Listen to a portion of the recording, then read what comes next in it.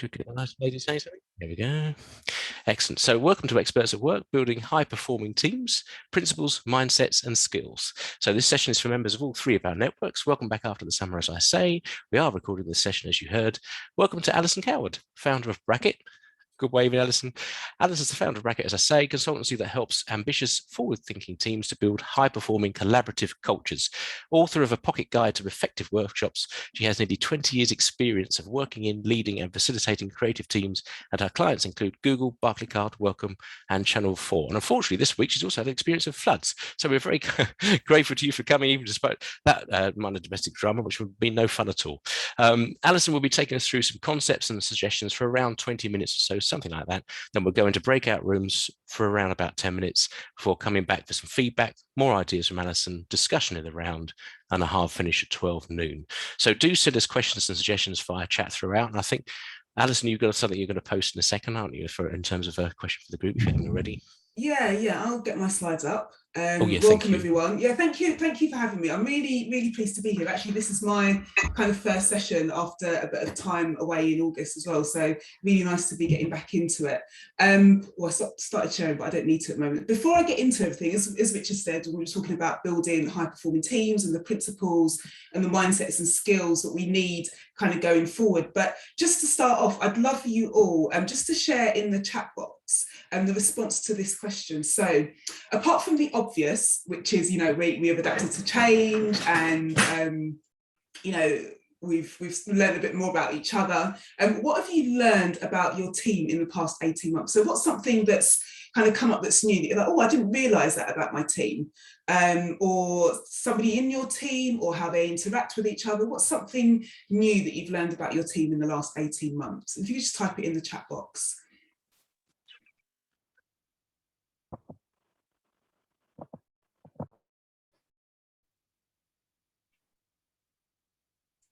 Nice level of resilience. Yeah, osmosis. Yeah, that's an interesting one.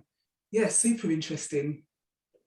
That's coming up a lot, actually, isn't it? And that the stuff that you kind of overhear in the office, you forget.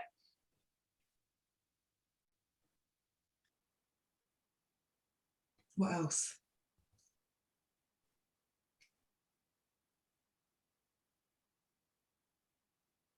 Yes, the importance of trust. Allyship, yeah, resilience. The high levels of commitment, yeah. It's like really come into play, hasn't it? Sort of the dedication that teams have over this past 18 months.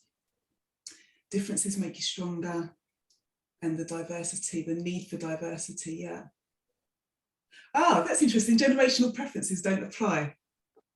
I'm loving this. This is all actually stuff that I've not heard before. Maybe I've not asked that question before, but some really interesting stuff coming up. Team orientation, oriented collaboration, yeah, resilience come up a few times. And yeah, the very different personality types. I think that's something that we were talking about that before, actually, the sort of reflection and perspective. And really, in the workplace, we're kind of, when we're in the office together, we kind of have a similar routine, like we kind of all come in at 9 or 10 or whatever, and we leave at 5 or 6. But some people have realised that actually their working rhythms are a little bit different to that 9 to 5. So that's been quite interesting. Yeah, somewhat anxious about the future and going back to work. Yeah, those levels of sort of seeing the anxiety in a bit more of a visible way. Definitely. Yeah, everyone's getting better at asking for top-down communication.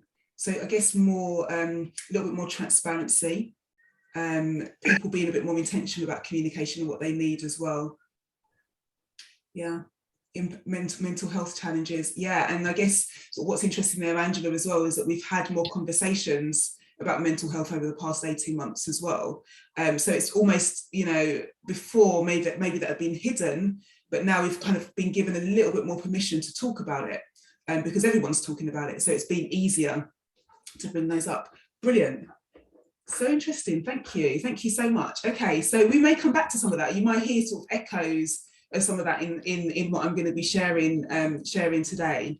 So teams, principles, mindsets and skills. I'm going to be sort of going through a bit about what I've learned and a bit about what I'm learning as well right now in this massive change that we're experiencing. I don't think I need to explain or tell you that teamwork is changing. I think we're very, very well aware of what's happening right now. We are kind of experiencing a bit of a transition, and it's almost like the way that we work is never going to be the same. And there is this kind of lens through hybrid and the transition back to the office, and of course what we've experienced over the last 18 months.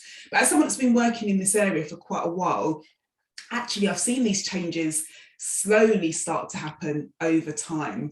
Our teams have been becoming more dynamic. Particularly within the knowledge sector, we have, I can hear a bit of an echo there. I think it's stopped now. Particularly within the knowledge economy, teamwork has become much more the central way of getting things done. It's become much more important. Collaboration has become much more important. We're starting to see how that's shifting in our teams. People are moving in and out of teams more frequently. People are working across different teams. Teams are kind of shaping and shifting in their own right as well. So these changes that we're seeing happening, that seems like it's happening all at once. Actually, there's been a kind of a slow shift towards this. It would have happened anyway, but what's happened over the last 18 months has fast-tracked that. Just to give you a bit of background behind that, I think this bit of research is from 2015, the Centre for Creative Leadership. At that time, actually identified that 95% of us are working across multiple teams. So that's not just, we're working in one team, we're actually collaborating with different teams across organisations that we're working in. In contrast, in the same year, 2015, Harvard Business Review released this statistic: 75% of cross-functional teams are dysfunctional. So although there's a massive need for us to work effectively in teams and to collaborate, 95% of us need to do it. Actually, 75% of us aren't working well. So there's a big gap there. And I saw that gap then. I actually feel that that's a gap that we need to address sooner rather than later, because if we don't, it's going to start growing, it's going to get wider. And I think sometimes what's happened is we've seen like a kind of a sense of security, a false sense of security provided by all these tools that promise us that they're going to help us to collaborate more effectively. And almost being kind of given, as I say, a false sense of security that the tools are going to do it for us, when actually it's people that collaborate. So if we don't individually, as humans, as people, develop these collaboration skills, and that gap is going to get even wider.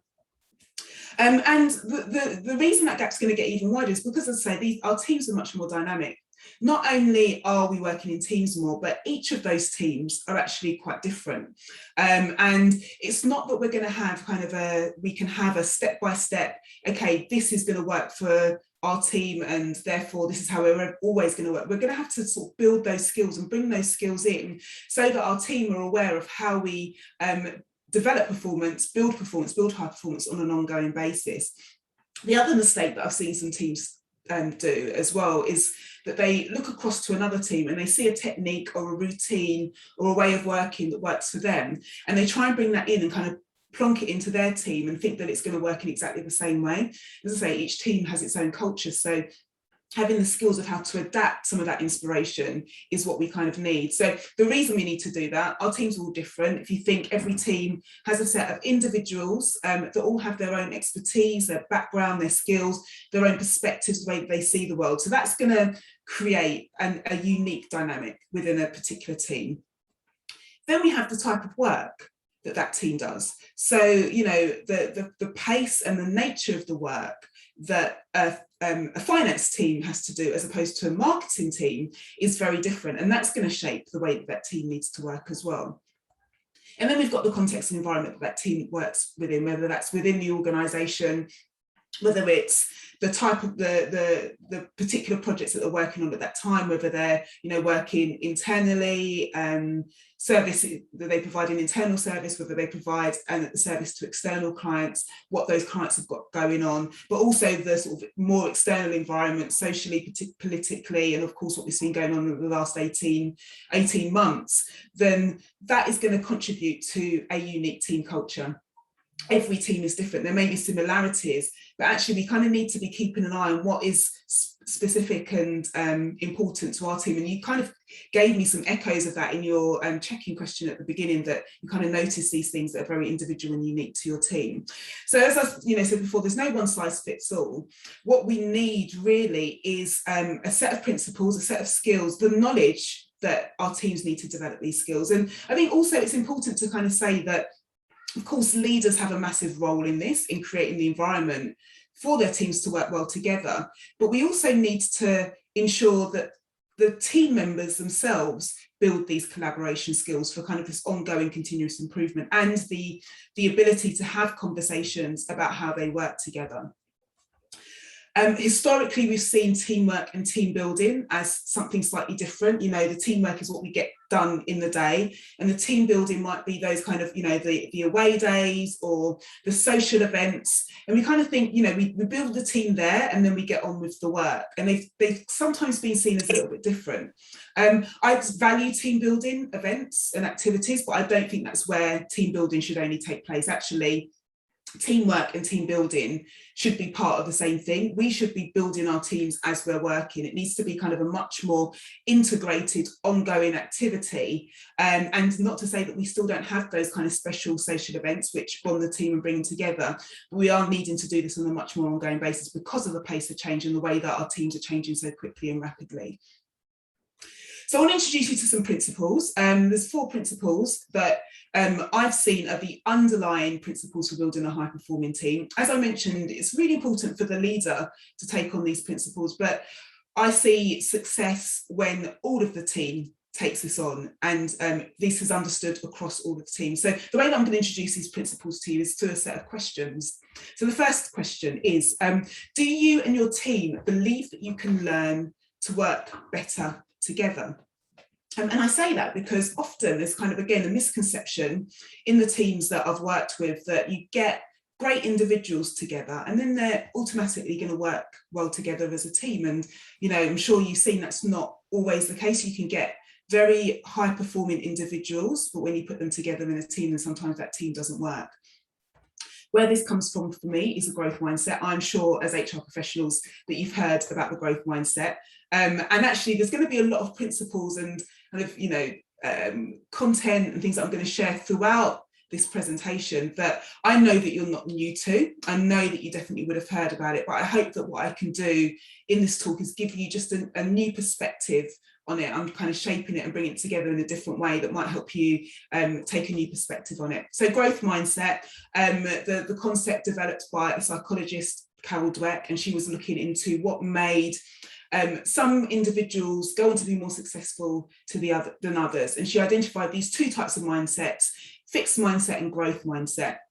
Now, you know, just to caveat, fixed mindset, an individual with a fixed mindset doesn't mean that they're fixed in all areas of their life, although that can happen. Often what happens is that in certain areas of our lives, we might have a fixed mindset approach to some things and a growth mindset approach to others. But anyway, Carol Dweck looked into what were the factors that led to someone going on to be more successful. And she identified that there were these 2 mindsets, fixed and growth. Fixed mindset individuals believed that talent was natural. You either had it or you didn't. You're either intelligent or you're not, or you're good at playing the piano or you're not, or you're good at sports and you're not. And actually, even no matter how much you work at it, if you're not good at it naturally, then you're not going to be successful at it. So actually, if you are naturally good at it, the fact that you have to work on it means that you're not good at it. So there's kind of like this kind of self-perpetuating, almost sort of route to failure in the fact that they're kind of locked in this idea of their talents and being what's going to get them through. Whereas people with a growth mindset, they don't disbelieve that talent can be natural, but they also believe that actually anyone can get better at any skill with patience, persistence, and practice.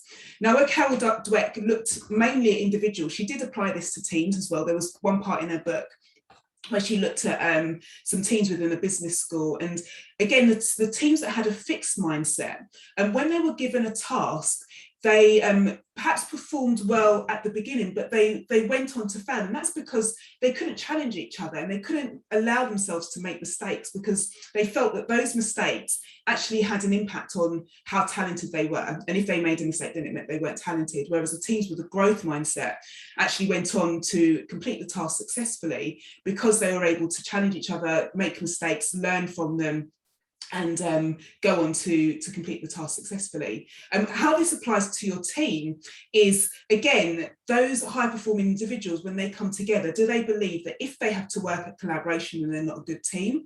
Or do they believe that actually, you know what, we might be good individually, we might start off being good, but can we really look at where we need to improve and take the steps to really improve at that? Again, having a growth mindset to the way that we work. So that's the first principle, really believing that as a team you can get better at working well together. And I think without this, it's really difficult to kind of do the rest of it, because you have to have this fundamental belief that it's possible to improve. Second question, how can you create new ways of working together? Now, when I present this question to teams, and when I talk about this thing called a design approach, actually sometimes this is a bit of a revelation to teams. This idea is that you don't just have to accept the way things are, you don't just have to accept the way that your meetings run, you don't just have to accept the way that you use tools, because you've done that historically, that's the way things have been done, and you don't just have to accept sort of the communication methods and processes that you use. You can, as a team, take a step back, look at what's not working, and craft creative ways of working together that really work for the individuals and the team as a whole. So can you look creatively and think, right, okay, this is a challenge that we have. What creative ways, what ideas do we have for making this better? And then going on to try that. So again, this is a bit of a revelation for teams, that they actually have agency over the ability to do that. And they can take a design approach to the way that they work. Third question, how will you and your team start to work differently? Something I've seen is a big challenge, particularly in the workshops that we do. Maybe I'll be able to expand on that a little bit later. But there's one thing in having the underlying belief that you can work better together as a team. There's another thing in designing these new ways of working. And then the third thing is actually putting it into action. And this all comes down to behaviour change. Again, something that I can imagine that you're not new to, but how challenging behaviour change is, because as humans, as teams, we actually operate through a set of habits. Some of those habits we are very aware of, some of those habits we aren't very aware of, and sometimes to undo those habits and create new ones can be take a lot of effort, can be really hard, and can be very difficult to stick to. So the final piece is not only sort of having the aspiration to get better as a team, but actually really understanding what is it going to take to change our behaviour, and how do we make it happen? How do we make it happen in practice? The final question is around leadership. So how can we best lead the teams of today and the future? And as I say, teams of today, because we are experiencing really massive process of change in the transition back to the office, not saying back to work, because we've all been working back to the office. But this is ongoing, right? This is not going to change. We're not going to kind of go back to how things were. This has kind of set off the motion for how we think about how we work in the future. For me, this comes down to facilitation. As Richard said, I've written a book on effective workshops, and a lot of what I've seen in terms of how facilitators guide teams in those sessions, I feel we can take to lead our teams generally across an organisation. And I think, again, I'm not the first person to say this about the role of facilitation as a leadership skill. And I see it at two levels. I do see it very practically in the meetings that we run. We can use facilitation to make our meetings better, to make them more collaborative, make them more inclusive, make them more open. But also, we also need to be able to facilitate conversations about how we work together. There was one thing that I kind of wanted to leave with you today is this. The more we have conversations about how we work together, the more we are likely to lead to high performance, because this is all about a set of conversations about how we work, not just leaving it to chance, not just assuming that because we are talented individually that we'll work together as a team, and not also assuming that the changes that are happening around us doesn't have an impact on the dynamic of our team as well. So this needs to be an ongoing conversation about how we work together. We need to cultivate that that skill in leaders to be able to facilitate that conversation, but also that awareness and those skills in the teams themselves, so that they feel comfortable having these conversations about how they work on an ongoing basis. Lots of research that has pointed to the thing that has most impact on the success of a team is how they work together, and less about who is in the team. Loads and loads of research out there, but this research, Google's Project Aristotle, again, sure that you've probably heard of it. If not, that you've definitely heard of the outcome of it. A few years ago, Google wanted to identify what factors made up their most high performing teams. And they thought their hypothesis was around IQ, the team members, where they went to school, the technical skills. And actually what they found were these factors that came up. It was, do people know the impact that their work is having? Do they understand the meaning of their work? Is there structure and clarity around the work they have to do and roles? Can team members depend on each other? And right at the top of the list, this idea of psychological safety. Do team members feel safe to be vulnerable and make mistakes in front of their colleagues? And all of this, all to do with how they work together, the right environment for them to feel safe, the right environment for them to depend on each other, them knowing the bigger purpose to their work. So this is all about the how and less about the who and the what. So as I mentioned, facilitation, a really key part in this, not only in the meetings that we have, but in facilitating the conversations around how we work together.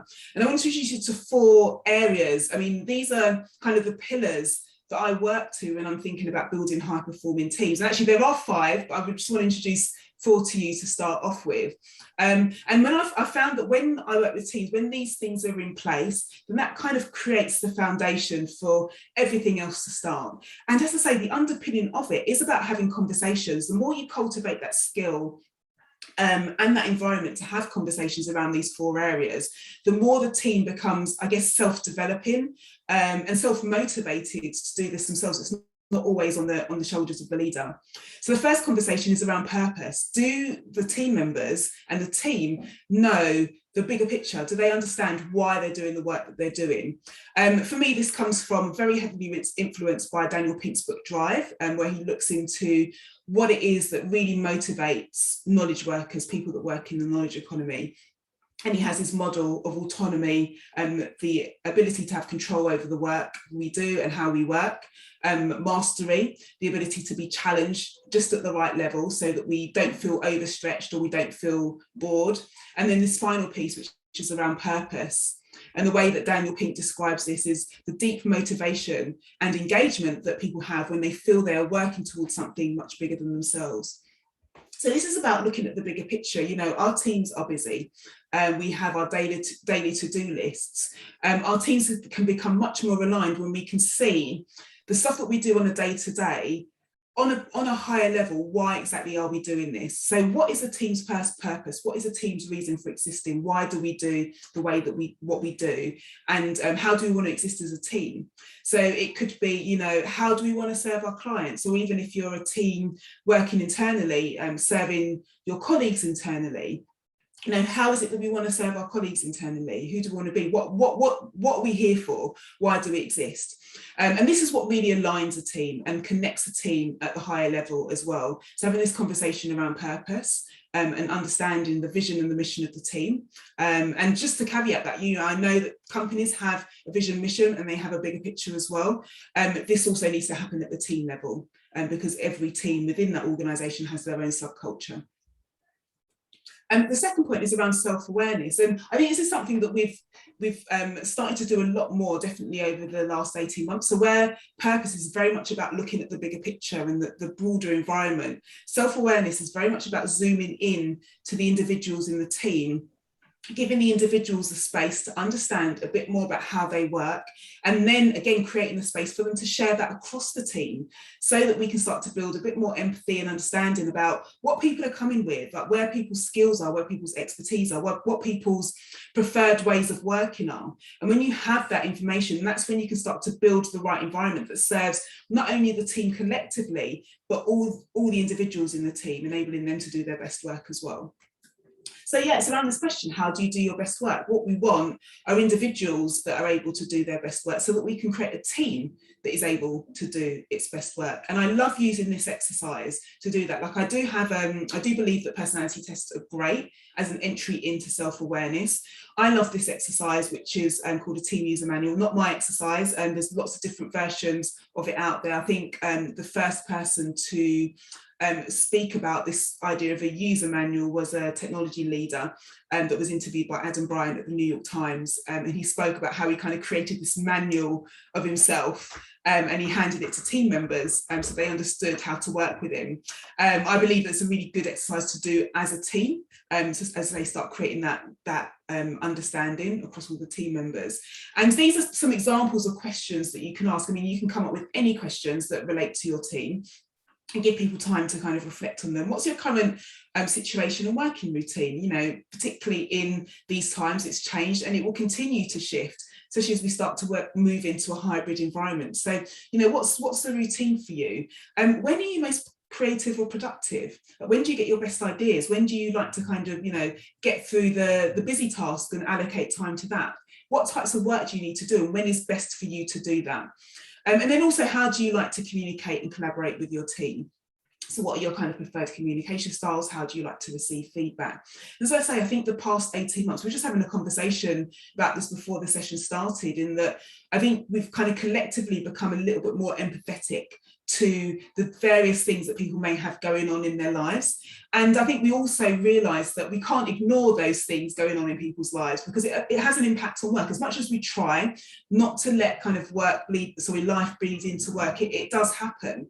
And the more we have these conversations, the more we can actually create the environments that serve everybody and support everybody. And the other thing as well is that, you know, we've had the opportunity over this last period is to really kind of reflect on when we get our energy and how we work best, and kind of the things that, you know, as someone said in the chat box earlier, the things that make us anxious and the kind of support that we need.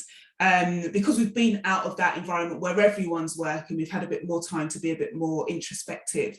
So having this conversation as a team can again really help people to understand each other, but also start to be the first step to start creating those ways of working that suit everybody in the team, so that you can go on to build a high performing team. Which brings us into this kind of third point around designing new ways of working. I mentioned the importance of the design approach, being intentional about how you work, not just kind of working by default and accepting the way things are, but thinking, well, this is what we want to achieve as a team. This is who we are. These are all the individuals on the team. This is the work that we need to do.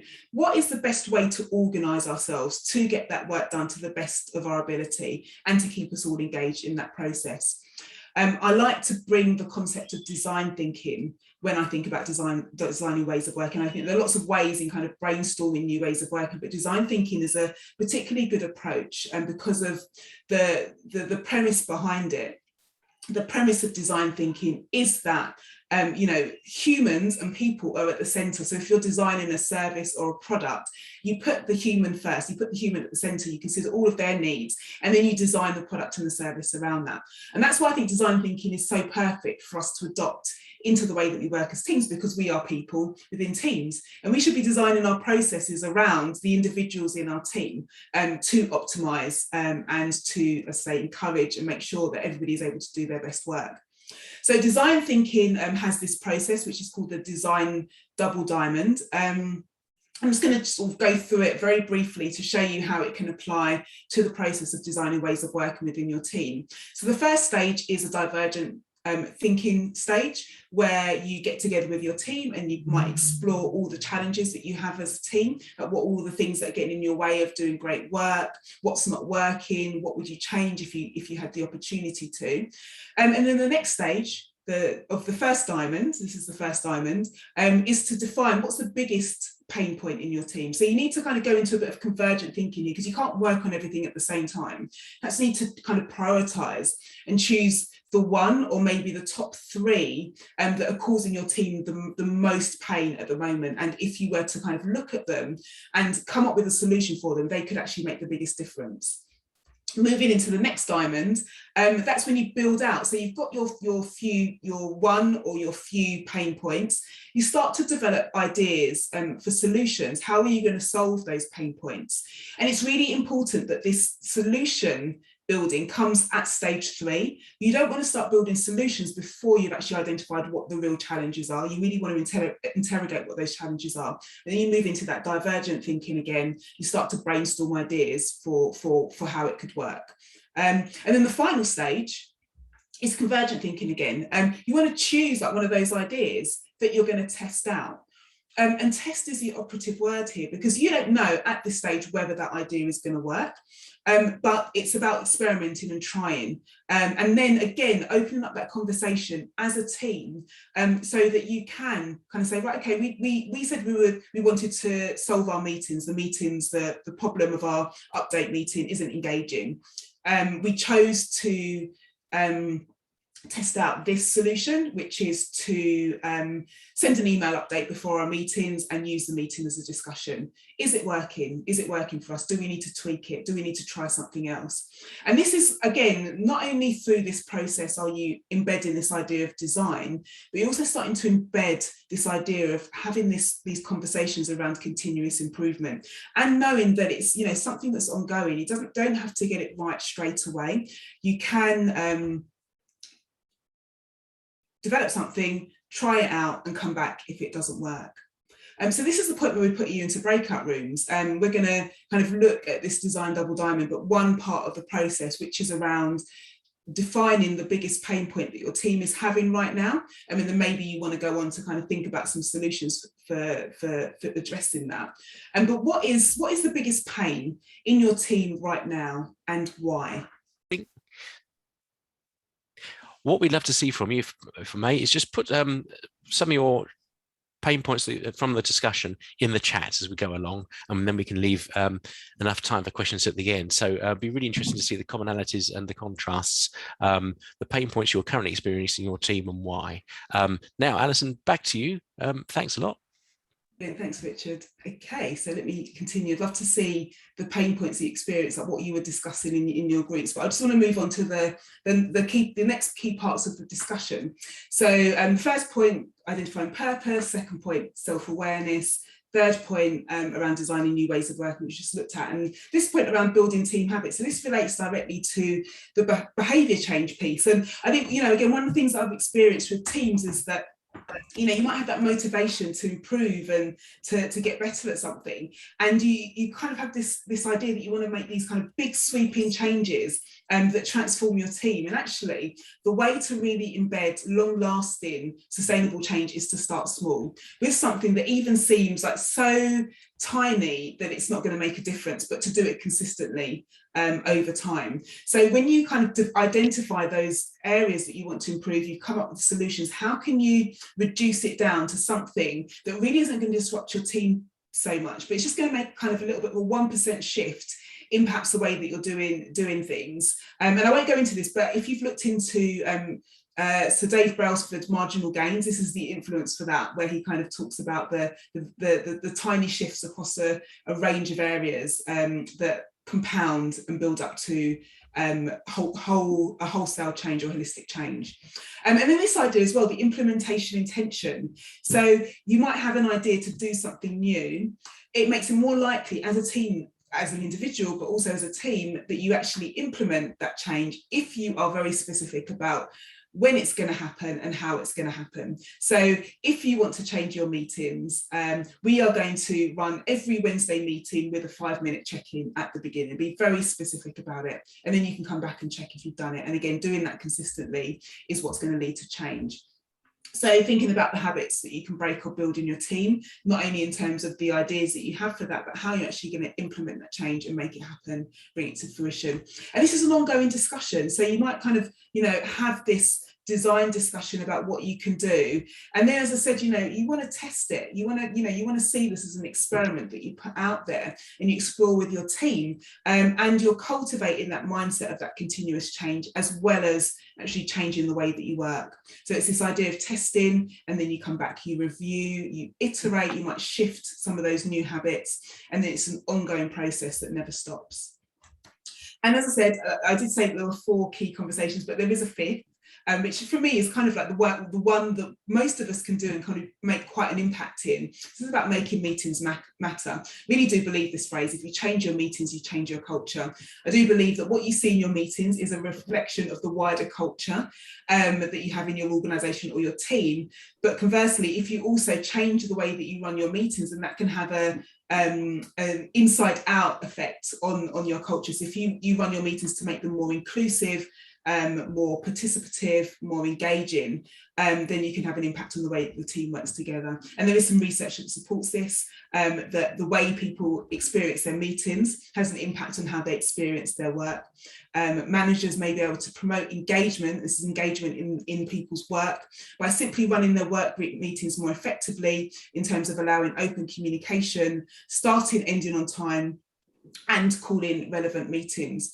And as I said before, this is kind of some of the stuff that we know as facilitators we achieve when we run really great workshops. We design sessions, workshops for collaboration and to encourage people to be creative and to make sure that they're inclusive and everybody has the opportunity to speak. But we also make sure that we get things done in those sessions as well. They're not just kind of a nice discussion, they are actually leading to progress, and we use them to kind of create clarity and also get that sense of motivation. So there is lots of stuff that we can learn from how we facilitate workshops directly into how we facilitate and run our meetings, and at the same time how we facilitate those broader conversations about how we work together. And so the final very practical tip that I want to give you is that when you start to kind of look at your meetings as influenced by workshops, you can't run workshops all the time, I'll admit that, but when you start to look at your meetings as influenced by workshops, and you start to take that design approach not only to the way that you work, but the way that you meet, you'll start to find that there's different types of meetings that you run for different purposes, and all of those meetings might look different. They might have a different length, you might need to run at them at different frequencies, they'll have different outcomes.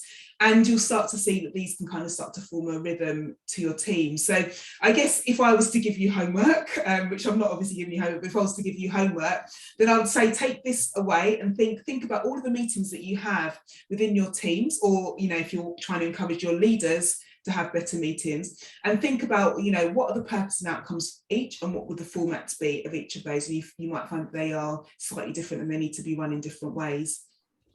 So that's it from me. Just this question is, what will you do to help your team work better together? What can you do to help your leaders help their teams work better together? And I hope it's been useful. Oh, final thing, actually not the final thing. Final thing is I have created a toolkit, a very practical toolkit, which covers all of these points off that I've spoken about, but through the lens of hybrid working. So these conversations that we are having about transitioning back to the workplace, and they're the same that we need to be having ongoing. So I've created this toolkit with some very practical sessions, structures for sessions, and some tips on how to help leaders transition their teams into a hybrid working environment. So if you would like that toolkit, just email me, alison@bracketcreative.co.uk, and I'll send it on to you. I'd be delighted to share that with you, and feel free to share it with your colleagues as well. That was the final thing. That was me. Thoroughly enjoyed spending time with you, so thank you. And I think we do have just a couple of minutes for questions if anybody has some. Yeah, love to hear from thoughts. you.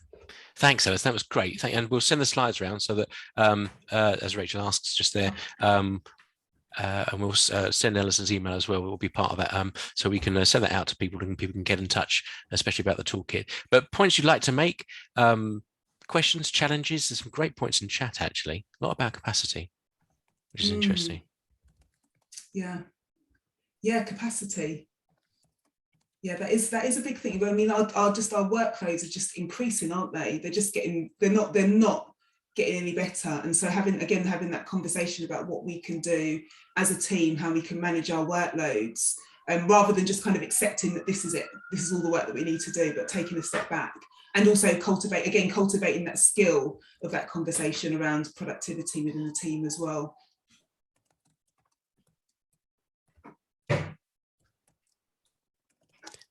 Hi Alison, it's Kate here from BP.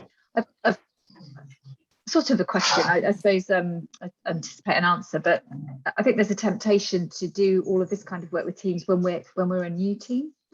And I'm interested in your sort of perspective and views on, you know, is that right, or I'm going to guess and say no, we should do it all along. But would you agree that we should continue? Perhaps it's that a habit to build in ourselves and in our leaders to keep up that practice of coming back. I mean, you've talked about iterating, but I've noticed even for myself, I've had a new team since January, and actually literally just as you were closing up, I've just drafted an email header, which is team day. Like, we need to go back because we did some work in March, and it's been on my mind that we need to revisit that, because it's so easy to do those conversations and set some of those, like you say, purpose and so on, but then actually just get into the work. Yeah, absolutely. This is it. I mean, it is a shift, and it is about shifting the way that we work. So this is part of the way that we work. It's not seen as an extra on top of. That is the ideal. I know how challenging it is because we have, our actual to-do lists to do. What we want to try and do is start, I think I said this at the beginning, the challenge I often have when I facilitate workshops for teams is that there's a desire or misconception that all the work is going to be done in the workshop. And I have to repeatedly say to my clients, this is the start of the conversation. You're not going to get everything done here. And so that behaviour change piece, which often comes in at the end, these are things we've agreed to do. How are we going to do them? When are we going to do them? And it sounds really granular, but that's the shift. It sounds like so basic that people dismiss it as too basic, but really that is the shift, the whole kind of the behaviour change piece. Yeah, thanks. Have the group, have the group put things in place themselves that they've been particularly proud of, or have really worked in terms of building teams? Feel free to raise your hand or just pitch in. There's a lot of experience on the call, I'm thinking. One of the things that I've done, Richard, and I shared it with the ladies that I was in the breakout group, is to actually, to look at the things that you do well as a team, so to look at those trophies that you've actually already kind of sort of got, so to speak, and that you can build upon as well, because I think sort of sometimes we also look at what's not working, but there's lots of good stuff that is working, and sometimes you can sort of turn the volume up on some of those behaviours that help the team. So that's something that I've seen sort of be quite helpful. Yeah, the start, stop, continue. And I actually like to start with the continue first. Like start, stop, continue is the tool, but I actually like to switch it around. Like what is already working, what do we continue doing? Because again, that's the way you don't have to change the behaviour. The stop is again, recognising the things that we need to stop doing, a little bit more difficult because we have to kind of catch ourselves when we're doing it. The start doing is the biggest challenge. Because you have to kind of adopt a new behaviour. So yeah, the continue, stop, start in that order. We've had a slightly differing challenge because actually with lockdown we've changed some of the leadership team, so we had a mix of people who knew each other and didn't. So we did a similar kind of exercise of what's working right now for us, what we get frustrated in our meetings, how we're not working and gelling together, and then we used the Hogan leadership tool to and then did a team thing to look at where our gaps are and where our watch outs are as a leadership team as well. And then with some team coaching, we've been kind of working on the stuff that comes up in meetings that you're not always observing because you're in the meeting, and having someone just there to help facilitate and call out behaviours has fundamentally shifted how there was a team just all looking to the CEO to make a decision. And it's really subtle, but the CEO now says, well, in my team hat, I'm talking to you like this, and as a CEO, I'm making a decision, and this is my CEO hat. And that's been quite a game changer for him, not feeling like he's having to do the whole lot himself.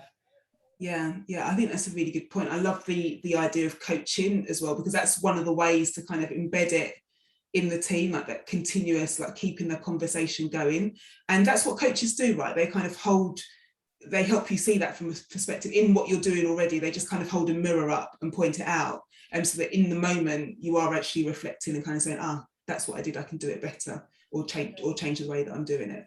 Yeah, and so we created some leadership principles, and not everyone will like this, but we've got kind of what good behaviours, and when we're not at our best, what our not good behaviours are. And then we've given out like little red cards. So in terms of that immediate recognition, it's like you can red card someone, you can green card. Not everyone's cultural world, I love that. Want to do it, so I've gone with it.